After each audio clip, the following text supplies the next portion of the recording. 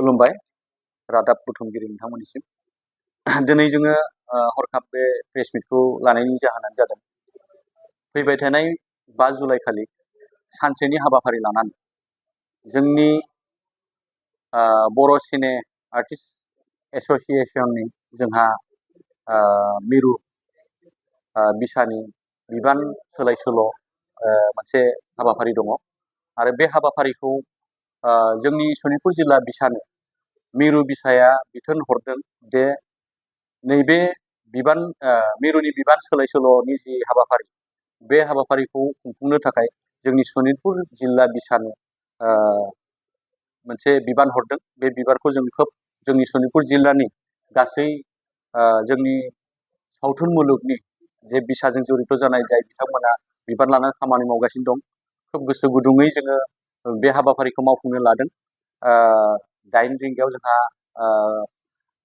फिरफिला बिरहोनाय दङ। जोंहा फिरफिला बिरहोगोन जोंनिनो मिरु बिसानिनो आफादगिरि बिथां सारा, आरो लोगोसेनो जोंखौ बे सिनेमा एबा सावथुन मुलुगाव दिनैसिम बे जि परिबेसखौ लाबोनानै होफैबाय, जाय बिथांमोना रुंसारि जालांबाय, बै रुंसारि बिथांमोनखौ जों गोसोखांनानै बिबार बावनायनि हाबाफारि दं। बे बिबार बावनाय हाबाफारियाव जोंनिनो आसामनिनो केबिनेट मन्त्रि अशोक सिंघाल बिथां सारा बिबार बावजेनगोन। लोगोसेनो बिनि उनाव जोंहा ब्रेकफास्ट दङ आरो बिनि उनावनो जोंहा CWC मोनसे मेल दङ। बिनि उनाव जों लान्च आरो ओमफ्राय बिनि उनाव डेलिगेट।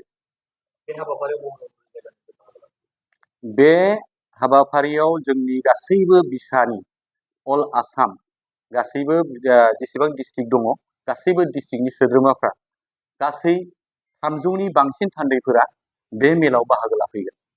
लोगोसेनो नोंथांमोनखौ जों खोब खुसियै फोरमायनो लुबैदों, जोङो जानाय लोंनायनिफ्राय लानानै जि बेबस्था जानांगौ, मानोना गोजान गोजाननिफ्राय फैगोन बिथांमोनखौ जों जाबायदि रिसिभ खालामनांगौ बेबायदि लाहार फाहार खालामनानै जोङो खामानि मावगासिनो दङ आरो जों जाफुंजासिम जों बे खामानिखौ मावनो आखायाव लाबाय।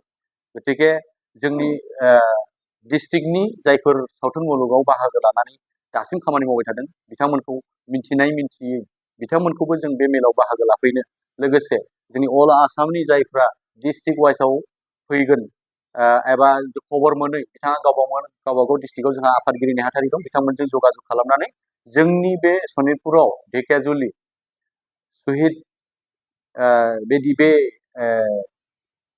कनफारेन्स हलाव जोंनि बे हाबाफारिखौ खुंफुंनो लानाय जादों, जाहाथे बिथांमोना बे डिस्ट्रिक्ट वाइज खबर लालायनानै जोंनि बे हाबाफारियाव बाहागो लानो बयबो गोसो गुदुङै फैयो। जों बेखौ नोंथांमोनखौ खावलायहरो रादाब बुथुमगिरि नोंथांमोननि बे जोहैनो। गतिके जों आसा फारियो जों मोजाङै मोजां जाहाथे बे हाबाफारिखौ खुंफुंनो हायो। गाहायै जोंहा जोंनिनो ढेकियाजुलि समस्तिनिनो MLA दायो केबिनेट मन्त्रि अशोक सिंघाल सार, लोगोसे महेश्वर बसुमतारी जोंनिनो कालसार BTCनि बिथांमोना बाहागो लाफैगोन। लोगोसे जोंनिनो खाथि खालानि एसे मेलेमजिबि समाज सिबियारि बिथांमोनखौ जोङो खावलायनाय जादों।